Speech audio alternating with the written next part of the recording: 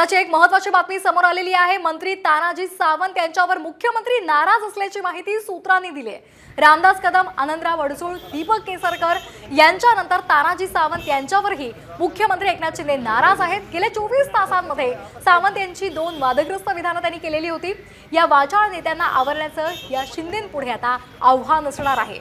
या संदर्भात अधिक माहिती घेऊयात आमच्या प्रतिनिधी वैदेही काणेकर यांच्याकडून। वैदेही, काय अधिकची माहिती मिळते? शिंदे नाराज आहेत तानाजी सावंत यांच्यावर?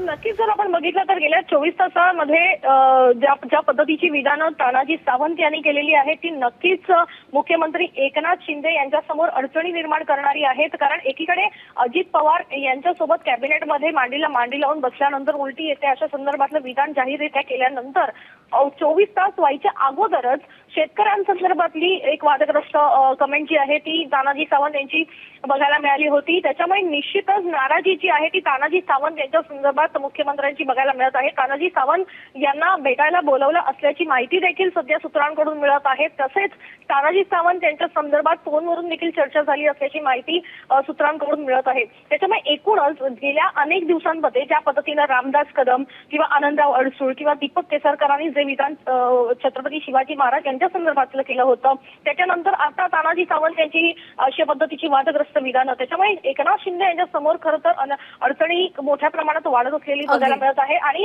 एकूणच महायुतीमध्ये या विधानांमुळे अडचणी निर्माण होऊ नयेत अगदी यासाठी खबरदारी घेतली जाते। धन्यवाद वैदेही, आपण दिलेल्या या माहितीसाठी।